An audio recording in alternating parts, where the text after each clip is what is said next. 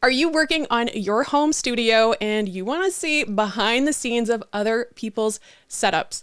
Well, if that is the case, you are definitely in the right place because today I'm focusing on showing you my home studio setup as of today, which is September 2021. I am sure it will keep changing, but we'll talk about where I am now. And I pulled up some pictures. We are going to see some of the evolution of my office over the last 2 years. And it's a big difference. To say it's changed, that's an understatement. Now, if you are new here and you have never met me before, oh, this is my studio setup. I jumped ahead. So we're going to talk about the studio setup. And if you are new and you haven't met me, my name is Kat and I help people to create more professional and engaging online presentations. And sometimes that even means making a mistake and rolling with it. So first, I'm going to do a quick overhead shot just to give you a quick peek at the space, but then we're going to go back and see some of the evolution, and then I'm going to walk through what the setup is and show you the guide that I put together. It's kind of a gear guide where I explain why I have these different elements, which ones go with which, and so I will show you that as well. And stick around, I'll tell you some of the things I would do if I were starting from scratch today. So if you are here live or if you're watching the replay in the comments, let me know. Do you have a home studio? Where are you in your studio evolution? Are you kind of in the beginning? Is it pretty built out? I would love to hear from you. So let's take a little peek overhead of the shot. So this is a bit of a tighter shot. I do have my mobile camera, so I'll be able to show you some things, but you can see I've got my primary computer right here. I have my teleprompter. I have a new camera that I will talk about soon. This just got set up a few days ago. Got some audio. We have my mixer here, secondary monitor. You can see my mic stand. And if we tilt down a little, you can see one of my favorites, the Stream Deck, which I am using right now. Yes, I have water. I know that makes people nervous, but I get thirsty. And so we're going to see a better look at this. Also, if we tip up and see some lights, we are going to talk about lighting as well. But before we get into this, I would like to show you a little bit of the evolution because it has changed dramatically. The desk is actually the same desk except higher, but let's take a look at some of the older photos. So let's go back to 2019. So 2019, this is a shot that I took. I was very excited because I was going to be putting on a webinar. And yes, this is 2019, so it's before everything shut down. I had my laptop, the MacBook Pro. It was lifted up on a riser. I had my Blue Yeti microphone, rest in peace. I have my iPad for my notes so I can see quickly what I'm going to talk about. And then I had some soft boxes that I got as part of a studio kit. So this was my early evolution. So this was what I was starting with. And if we pull back a little, you can see this is a wider shot. It gives you a bit of an idea of the space that I am in. So right where you see that chair is basically where I'm standing right now.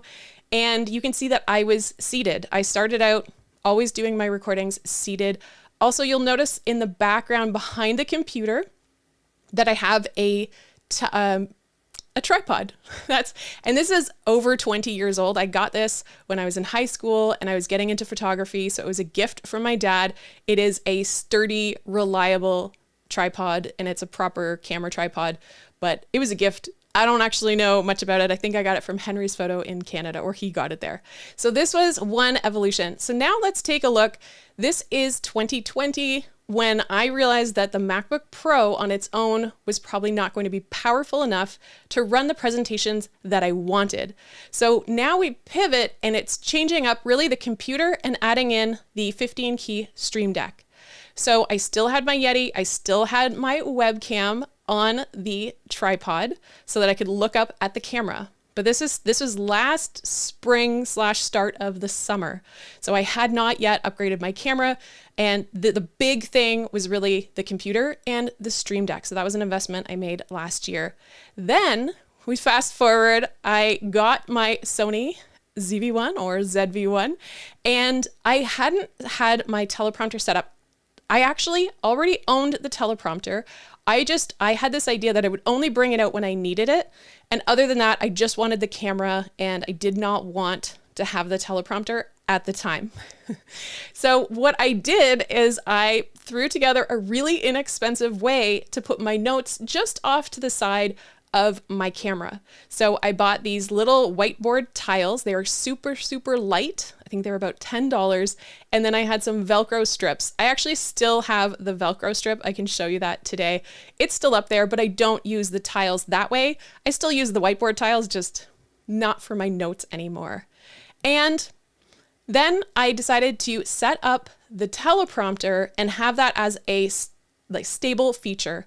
So I had it on the tripod. You can see it there. Now in this picture, I would have the Sony camera now on the tripod, and that is kind of where it lives. And I actually don't know that I've moved it since then.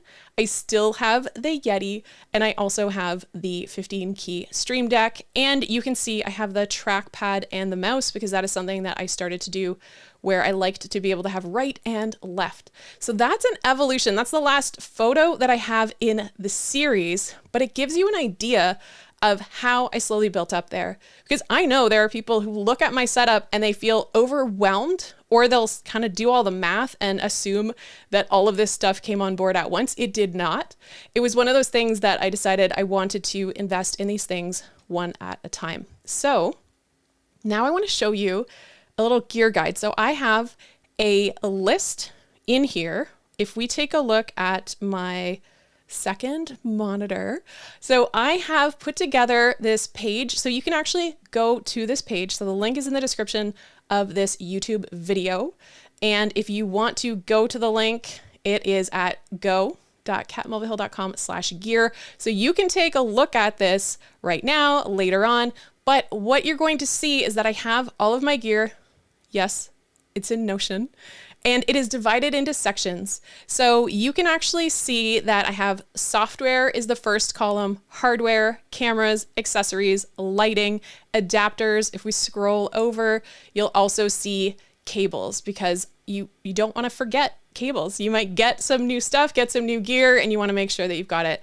And so I'm not going through every single one of these things, but this is a great way for you to scroll down, see the different elements that are in here. And I have a few. If it's lower down in the bottom, there's a chance I'm not really using it as much anymore.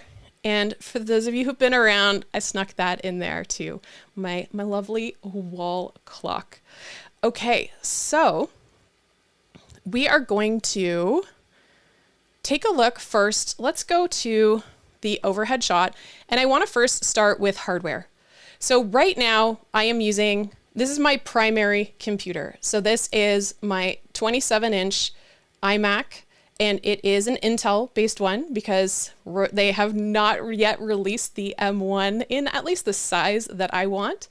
So this is my primary computer. This is where I run everything. And I will tell you that yes, it actually the fan gets going. I can hear the fan a little bit now because I am demanding a lot from it. Now from here, if we continue on the hardware, I have two monitors. So I have my secondary monitor, which I use for workflow. I use for doing demonstrations, like showing you one side while I can keep an eye on here. And then I also have this monitor here. So let's actually take a slightly better look at this. And I'm gonna get out this camera, which I have set up right now using the software NDI HX Camera.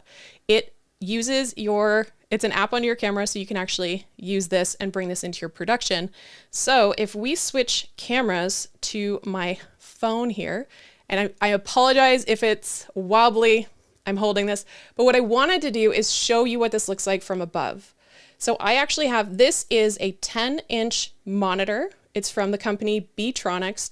I specifically chose this one because one, it fits in my teleprompter, which I bought a year and a half before I ever bought this monitor.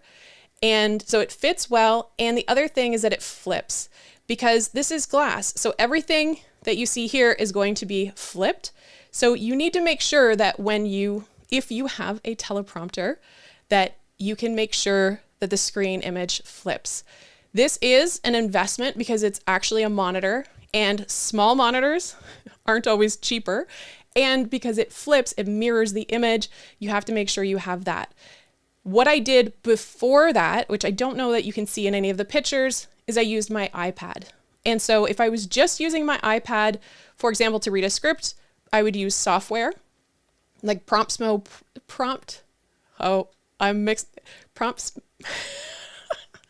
Someone help me out. I can't remember. Prompt Smart Pro? Is that it? Anyhow, I actually don't use that very much anymore. I don't really read scripts from my teleprompter, but I would just use that on my iPad. However, then when I wanted to actually see my production or see my live stream, that's when I would connect my iPad directly with a cable to my iMac. And that is when I would mirror my image or extend my image using software. So at the time I used Air Display, because Air Display, and I have that in the list, it would actually mirror or flip. And I also know some people who use Luna Display, and they really like that. So yes, thank you, Chris. Prompt Smart Pro. That is a mouthful, and I really struggled with that. Okay, so I see some people saying that your studio is evolving, etc. Okay. And I see this question, is this an IKEA table? Yes, it is. So I don't have that in my studio setup. Perhaps I could, but I bought the tabletop and the legs. And when I decided to stand, which was about a year ago, last August, that is when I decided I would lift the whole table. So it would just be standing height all of the time. I don't have to adjust my tripod. And I just got a higher chair. So that is something that I definitely did early on. Okay, so that was hardware. So now let's take a look at cameras. So you can't actually see my Sony ZV-1, but it is behind the teleprompter. So that is my primary live streaming teleprompter. Anytime you see me here, this is my Sony ZV-1, but you can now see in the shot that I have a new camera. So just above my iMac is the Sony ZV-E10, and this is a new one. And let's actually get the portable. You can see me getting it ready. So let's switch here. I'm gonna share so I tried to place it so that it's actually going to work if I'm seated on a Zoom call, because I actually don't like to use the teleprompter all the time. I just like to look at the camera and be able to look down at my screen. Who designed this? The cables to plug it in and to have it going into the computer cover the preview screen. That's weird to me, right? I know that if you are traveling and you're using a battery, then you don't have to worry about that, but that seems like a really strange design flaw. I am currently using the kit lens for the new camera. And if you want to see what it looks like, because I'm sure you are curious, let's take a look at this camera. So it's a slightly different height. So this is the Sony ZV-E10. A couple of things different here. I'm primarily using this for my other meetings that I have with people so that I still have a high quality camera and that I can look directly at it, but I can do that while seated, because while I stand for my live streams, when I'm having Zoom meetings and sitting in Zoom meetings, I want to be able to sit down and look directly at the camera. And this is a much better quality camera than the built-in camera. And for a while, I was using the smaller C920.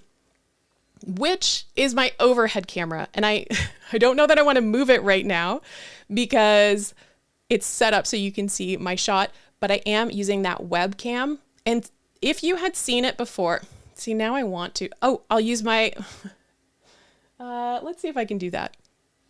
Is that a good idea? I'll just pull it over. So this is the C920 and I upgraded. If you've seen me do an overhead shot before, I used to have the Joby, this little pod, wrapped around the top of this stand. Now this stand is actually part of a studio kit that I bought with the soft lights, etc. So this is actually a backdrop stand. And I took a look, and this is actually a 3/8 inch screw. So I bought an inexpensive, it's about $20. So this is a ball head mount. So it's sturdy. And so now this has the camera, and I can use the ball head mount to pivot it, but it's a lot sturdier than what I had going on when I just wrapped the legs of this around the pole. That's what I did for a really long time. I'm gonna try and set this up where I had it moments ago. And also I am willing to answer your questions. If you have, I'm just taking a look to make sure I've got it set up. How does this look? Does this, yeah, you can see the setup. So, okay, we have talked a little bit about cameras. So I have, those are the 3 cameras that are in my setup. So now actually let's talk quickly about audio. And audio, if you've been around before, if you've seen some of my videos, I am fully willing to admit that is not my forte. It is a place that I am learning, but I'm still growing in that area. I'm going to use that term. So I used to have the Yeti, as you saw in those photos. And the biggest challenge that I had with the Yeti, it's a condenser mic. I actually liked the sound that I got from the microphone, but it picked up far too many sounds. When, especially working from home, if there were other people in the house having meetings and calls, you could hear that. It would pick up everything. Even the Stream Deck, when I first got the Stream Deck, you could hear all the keys. So I did make the decision to change to a dynamic mic. So this mic that you can see right here in the shot, although I wear a lot of black, so often people don't notice the microphone. This is the Shure MV7 podcasting microphone. For the first probably 6 months, I used USB because it has USB and XLR. Those are the 2 different inputs. So I just plugged it directly into the computer. Then when I decided to go XLR, and there was a deal on the RODECaster Pro. So if we take a look, let's actually use this little guy. Whoop. I'm gonna use the Joby. Is that too close? Okay, let's do this. Let's go to the phone. So this is the RODECaster Pro, and I would say that I don't know this well enough to really leverage all of the aspects of it. Like, I just learned really recently that you can press that button and you can test your levels of your microphone. I didn't know that. So shout out to India Delgado for helping me out with that. I also know that I tend to be on the low side, so I am looking into getting a cloud lifter to help me with that. But this is one of those things that I definitely have to learn. I would say of the things in my studio that are a larger investment, this is not a rush. If I was doing this from scratch all over again, it's not the first thing I would prioritize. And so that's a little sneak peek of what I would do differently starting from scratch. I am not unhappy with it. I just am not leveraging it to the full extent. And so I just want to be completely honest about that. I have more to learn, obviously, when it comes to that stuff. But I'm very happy with having a dynamic microphone because it does not pick up all of the other sounds. I don't have to tell my significant other to be completely silent for the next hour while I live stream. You know what I mean? Okay. I'm going to take a quick peek at some of the see if there's any questions before I continue on with this. Oh, hey, it's so nice to see you, Heather. Okay, and yes, Jan, Duet Air. I did use this at first, and I can't remember exactly. I think it was just, it wouldn't always stay on. So Duet was actually the first app that I used, and then I swapped to Air Display, and I can't exactly remember why I made that change, but it definitely works as well. And let's see, okay, question.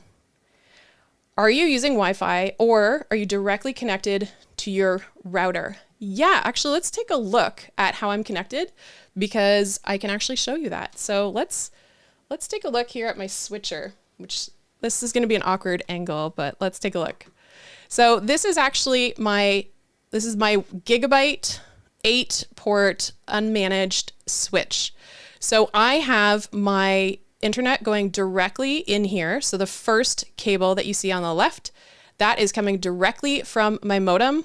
It is a 100-foot cable going from my main floor to upstairs. Oops. And then you will see the black cable, which is going to my iMac. The blue cable is for my PC because sometimes I do demonstrations with my Dell computer, which I did not list here. I would not recommend the one that I have. And then the white cable goes to my MacBook Pro when I am connecting those using the Ethernet switch. So that gives you an idea of how I am wired. I highly, highly recommend being hardwired with your setup. Oh, my phone is falling over. So do absolutely plug in. It is worth it. Your modem will have an Ethernet cable, run that thing to whatever room. Yes, you can see it going up the stairs, but I don't care because I want to trust my internet connection. So I hope that answers there. What is your internet speed? So my internet, oh, good question. I know that I don't pay attention to my down because it's fine, but my up, I did upgrade to up to, I think it goes up to 30, but I find when I do an internet speed test, usually it's maybe between 12 and 15. For a long time, it was 10. That was the maximum I could get. And I'm in Canada, there are a lot of companies that actually do not go higher than 10 upload. And that's the one I want to pay attention to because I'm sending the signal out. As far as download, I think it might be 100 Mbps. So I see a question here. The RODECaster Pro is very nice. Are there some less expensive alternatives and has the most functionality? Okay, well, this is where I'm not even going to try to answer that question. And maybe, I don't know, Heather, if you might know enough about this, or there's some other people in this chat who may have done their audio research, but it's not me. So I'm just going to skip over that question. So now let's take a look. I'm going to go to back here and let's take a look at some of the accessories. Now, some that are not as easy to see, but I want to focus on, let's actually see if we can go in here a little bit. Oh. So I want to focus on the cam links for a second. So these are the two that I have. Also, pro tip, if you go to this page, you can click on these and you can see a little bit more detail about these. And you can also see what they are connected to, which cables work together. So this capture card here, which is behind my iMac, and I'm not going to try and walk around the computer.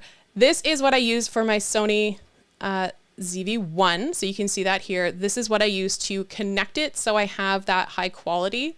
And then this capture card here, which is the Elgato HD60S Plus.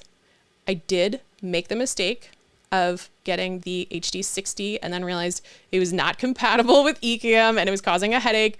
Luckily, the guy let me return it and get the 60S Plus. This one is, I bought this actually to be able to connect other devices. So when I would do like a demonstration, a tutorial where I'm showing my MacBook Pro, I would actually often connect it using an HDMI cable with this capture card. And now, because I have the new camera, so if we go to my overhead shot here, now it's dedicated to this new Sony camera. So I have basically this camera in front of me going to the Camlink 4K, and then I have this new camera here going into the Elgato 60S Plus. So those are the capture cards, and that's the quality. Now, if you are interested in either of these mirrorless cameras, I love both of these cameras. I would say that you don't have to get the capture card. There are also different prices of capture card. They both do plug in directly. You'll take a little bit of a hit on the resolution or quality, but if you are just starting to build out and you're prioritizing your budget, you can start using these cameras directly into your device, which is not the same for many other mirrorless cameras or DSLR cameras. Oh, great. We have someone who knows audio in the house.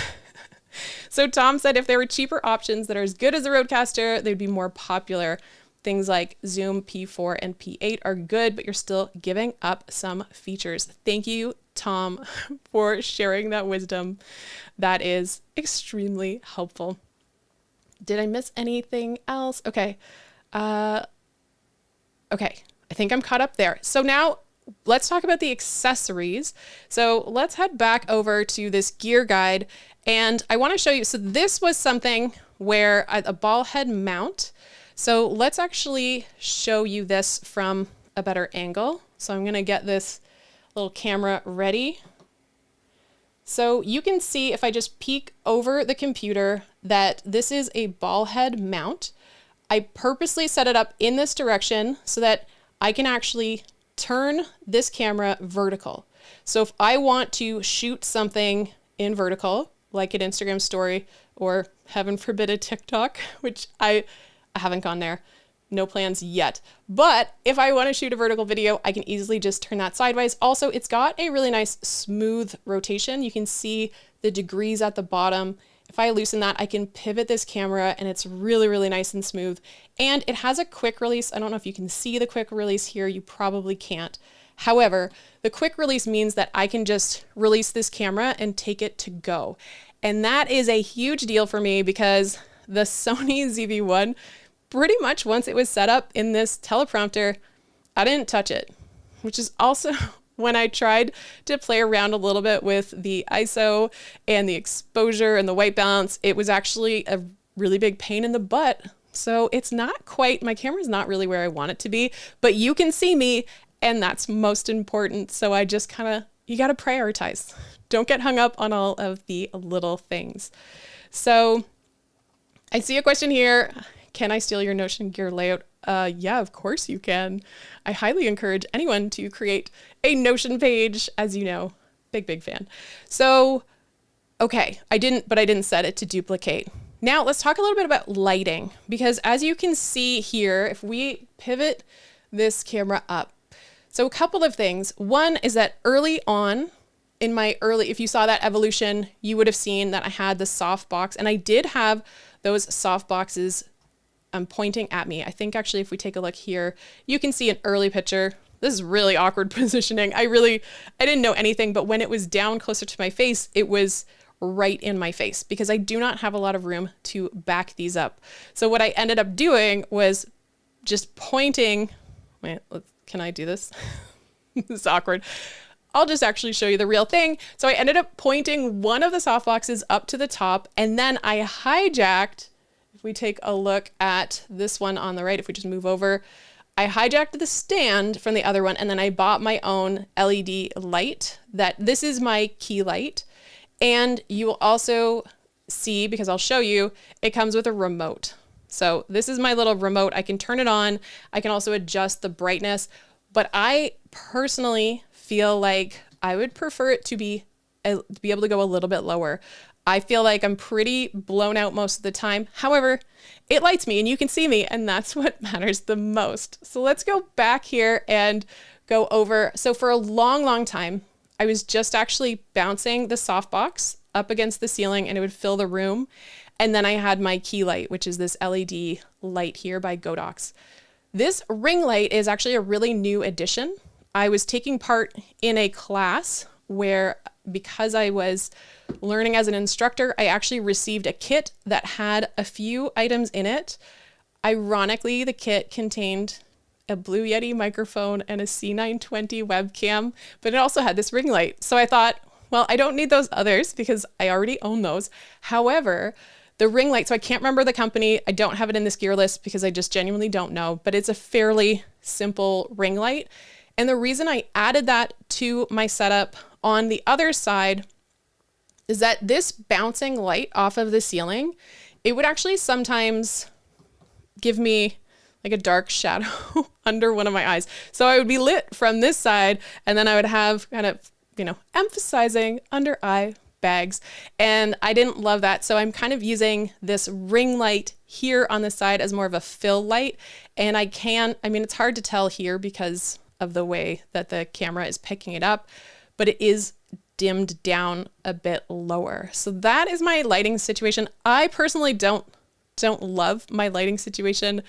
I would probably, if I was starting from scratch, and I'll go over this at the end, I would work with somebody to really take a look at the size of my room, take a look at what I am trying to do with my setup, and then help me out there. I do not have any kind of lighting behind me. I don't have a hair light. This is basically the setup that I have. Now, the other thing, let's address the potential elephant in the room, which is the fact that I have these two big windows and I've got blinds, and I really do need to invest in curtains. It's just that, as I mentioned before, you can see me, so I'm not fussed about it, but it is on my wish list. I would like to get curtains so that I can fully control the light in the room. And yes, there are a few occasions where a beam of the blinds light, like just at that exact moment of the day where the light goes right through the blinds and then it hits you in the face. If you want to see an example, You can go to my breakout rooms video on YouTube and actually see me going like this and like this, try and dodge the light that is hitting me in the face. But I had to keep it because that's the only time I had those volunteers together on the Zoom call. So I couldn't just pick another time to re-record. So that's a little fun behind the scenes tip for you. And I'm seeing Michael is saying lighting game changer was getting blackout curtains. Get more panels than you think you need. Thank you for sharing that tip. I love hearing from people who have gone before. Those, yeah, the lights are, the windows are awkward. However, they do give some natural light, because I think with the blackout curtains, I'm going to have to probably do a little bit more with this room in order to get the proper lighting. So I don't know if you can tell, there's a thinly veiled, like if someone knows this stuff really well, maybe we can work together. So, okay, here. Any better options for folks with glasses? Ring light reflections are a drag. Well, I actually, for the longest time, that ring light was not there. And I think based on the angle, so when you have your lights, something that I learned from my friend Ron Clifford, wonderful photographer, is you do want to have some catch light in your eye. So you can see, if you look into my eyes, that you can see a reflection of light hitting my eyes. You actually want to see a catch light in people's eyes. It's natural. I actually think I have 2 catch lights going on, so maybe I should update with Ron. Is that okay that I have that? Maybe I need to dim the ring light down a little. But for the longest time, I just had the LED panel at 45 degrees, and then I had the bouncing light off of the ceiling.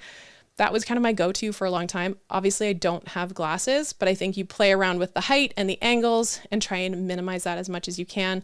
And I think there are probably other people in here who might be able to help you as well if they have glasses. And I giggled because of catch light. Okay, so I want to... Oh, and then the set. So I talked about this a little bit more, but if we go back to this gear guide, you're going to see this studio light kit. And I do actually have a bit more of a description of what I have done with this kit, because this came with so many things. It's back when I thought I was going to use a backdrop all the time, because if you can tell, this behind me, this is a guest bedroom. So I want to emphasize that, yes, a lot of us have a home studio setup, and this is just a straight up bed. This is where guests sleep if they visit, when that time returns that people are traveling and visiting. But I just put some throw cushions on here so that I could have the backdrop at least look a little bit nicer and maybe slightly mask the fact that this is a bed. And one of the things that I early on did is I bought this backdrop set, and I have some early videos from my old business where I put a backdrop behind me. I ordered one on Amazon that kind of has this faux wood paneling, and then this little bookshelf from Ikea, I had that beside me with the plant and the books, and was trying to kind of create this makeshift studio, but it was a real pain in the butt. So instead I just tried to make my background look a little bit nicer and then go with that. So that was actually my background story. That's a double background.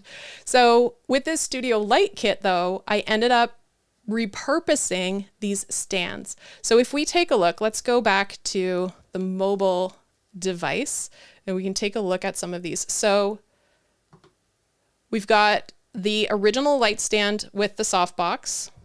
We've got one of this actually looks also like an extra light stand. Maybe, that came with the ring light. That is not from the kit. This over here, this is also from the kit. This is one of the backdrop stands. This here with the LED, that is one of the lighting stands.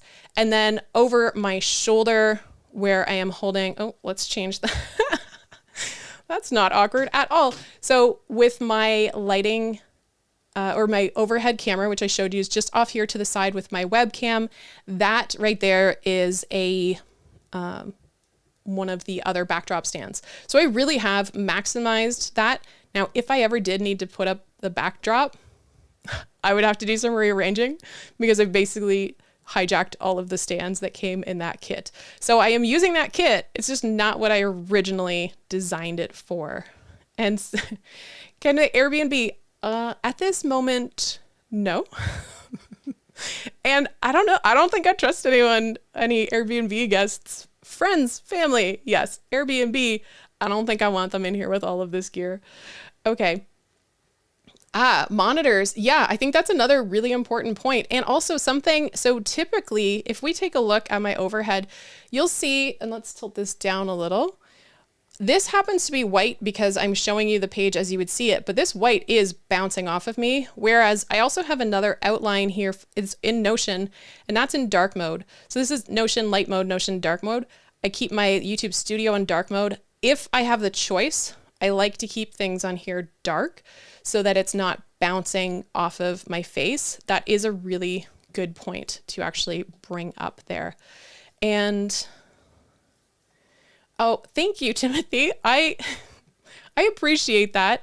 Because when I was first doing my setup, I don't have any of the fancy neon like LEDs, etc., which like really, really pop. And I think I am going to do a little work on maybe adding a LUT to help the visual aspect of my stream. However, because I was doing a lot of corporate training, and that's what I was pivoting to originally. Before I taught this stuff, I was doing corporate sessions or group sessions, and my focus was on understanding yourself, team dynamics, how do you get unstuck. So I was actually trying to create a backdrop or space that sort of suited that. So if I showed up to a team workshop, that it kind of fit that and fit what I was teaching, sort of warm and open. And yeah, that's sort of what I was looking for. But I sometimes have envy of some of these amazing studios with like the pops of color, and they're really cool. So I might work on that. And okay, so why is it always, yeah, the clock is stopped. The short version of the story is that my Yeti microphone used to pick up the ticking of the clock when I would stop talking. But also it annoyed me. And if you are editing videos together, you don't have to worry about the clock jumping all over. So added bonus. And the reason that I didn't take it down is because that is actually a pivoting TV stand that was here when we bought the house. So I decided instead of taking it down and having to repaint, I'll just pop a clock on it. I feel like that should be a catchphrase. Pop a clock on it. Okay. Any other... I just want to make sure I don't have questions here. Okay. So decent desk mounted mic stand. All right. I'm really happy with mine. Mine is the Rode PSA. So we do the overhead. I'm going to move this camera out of the way. So sometimes it's hard to see, but you can see this part. And then if you look, you can actually see it come down. And if we pivot down, this is where it's attached. It is sturdy and durable. I was looking at some more affordable options at first when I was doing this research, but I have found I'm really happy with this one. You'll want to consider where you want to place it, because I initially had this on the side. So I can't really show you the side, but I had it kind of coming in this way. And that was really obstructive to my monitor. It still obstructs my view a little bit, but having it in the middle for me works really well.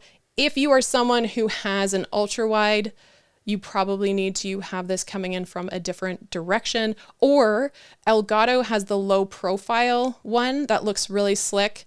So it comes out lower and then comes up so it can go under your monitor. I think that is a really great possible solution. I know I recommended it to somebody, but I don't know if they actually bought it or not. So I haven't talked to anyone who has it. So if anyone here knows someone who has that low profile mic stand, then absolutely, I think that is a great idea. And I think all of the things that I really wanted to, let me just take one more peek. Oh, the headphones I have in the gear list, so you can check those out. These are the clear in-ear monitors. I know I get a lot of questions about that. And something that I have, which, can you see it here? Maybe if I hold it up, you can see I have an extension cord. So, and I've got that in there as well. So this is a 3-foot long extension cord, and I would maybe get a slightly different material because it does brush up against the leg of my desk. However, it works and it does a job so that I'm not too tethered to my desk or my computer. And obviously I love the Stream Deck. Oh, and I want to give a shout out because I do get questions about this. This is my Timeular Tracker. I put it in there. This is not an official part of my studio. However, what it does, it has 8 different sides and you can assign different tasks. So for example, content creation has a star. When I do client work, it has hands shaking. When I do emails and communication, that's my envelope there. When I'm learning development, that's a brain. I've got when I'm working on a presentation or workshop, when I'm trying to attract new clients, when I'm doing admin, and when I'm helping with moderation. So I have all of those things on my Timeular Tracker, and you just flip it on your desk. And when you flip it and that side is facing up, it starts tracking for you. So I can get an idea of how long am I actually spending doing all these different tasks. So I did want to share that here. And, oh, okay, Chris, I have the low profile. That's exactly right. It moves directly underneath my monitors perfectly. Thank you for sharing, because I was genuinely curious about that. And then Tom is saying, low arms, you have the potential to get in the way of keys typing depending on how you have your desk. Absolutely. So that's, I think, where if I was looking at this, I would go into YouTube rabbit hole and look at people who have it and see what their desk setup looks like and try to do that. And what monitor are you using in the teleprompter? So I originally used my iPad. I am now using the Beatronics. So you can actually see that. Let's pull it up here on the screen. So if we go to my second monitor, this is my teleprompter monitor. And so it's from the company Beatronics. Another one that I know that is, and I've got the link here to the Beatronics website. They also have a European website as well. So this monitor is HD. And so the resolution is pretty high. If we take a look, you can see my confidence monitor, and let's just tilt it up. So yeah, it's a little bit hard to see, but it is a really high resolution. If let's do something fun for a moment. I am going to get this little camera ready. I'm going to change the output for Ecamm, turn that off. So now you can see my background of the screen, and I'm going to switch to the phone so you can actually see how high of a resolution this is. Whoop, whoa. I did not mean to do that.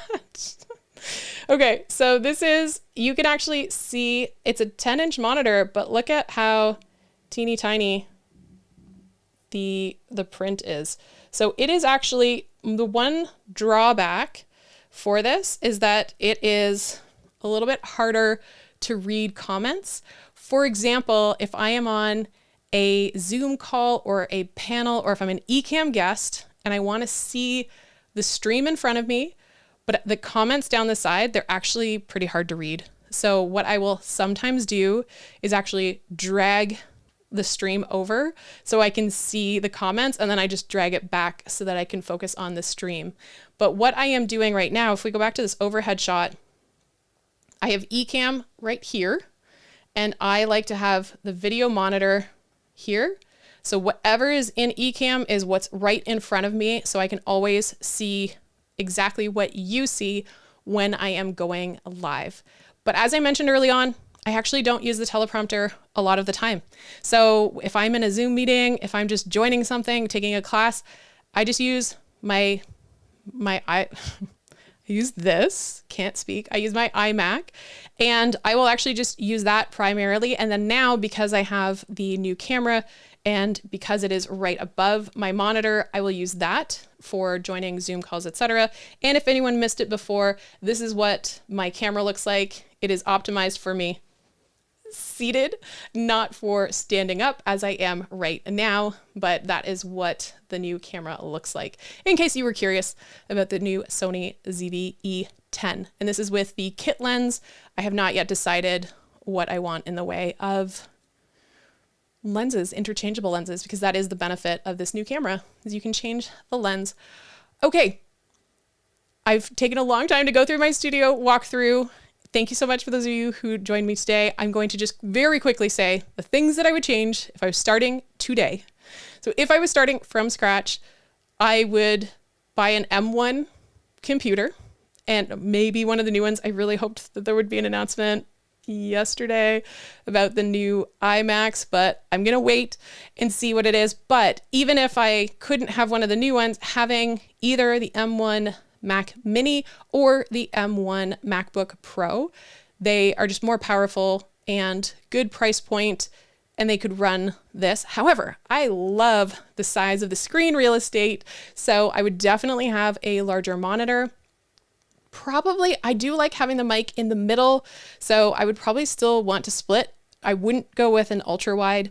Lighting, I would actually work with somebody to choose the proper lighting based on the actual size of my space and how far back and forward I have to go and have those set up right. And I would take the time to do the white balance and the ISO and all of that before I just leave it in the teleprompter. I do love having my teleprompter, would not change that for a moment.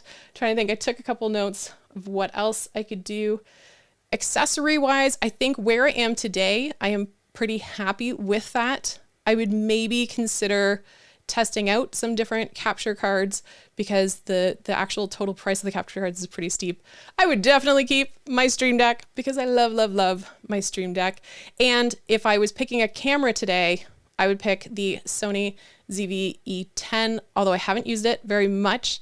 I am quite happy with it. I like that it's got the interchangeable lens, so that can take you a little bit further. And I would have it on a quick release mount so that I can take it on the go, so that it is easy to, it's more portable, and then I can actually bring it outside of the studio so that I don't always have the exact same backdrop. So those are some of the things that I would probably focus on changing: the computer, the processor, the lighting, and the camera if it was today, knowing that that camera is available with the interchangeable lens. I think those are the best things I would say right now. If there's anything else that you think, I would love to hear from you in the comments. And if you want to elevate your online presentations, I want to let you know that right now my Elevate course is open, and you can take that. And if you register by the 23rd of September, I am hosting 2 90-minute live trainings. One is for OBS users, one is for Ecamm users, so that you can set up your production, so you can flip through all the different cameras, have the graphics on the screen, and really elevate your online presentations. Thank you so much for joining me today, and I hope that this behind the scenes tour has given you a little bit of inspiration, maybe answer some of your questions, and you can always go back and check out my gear guide, which I have linked in the description of this video, but it's go.capmelvahill.com/gear.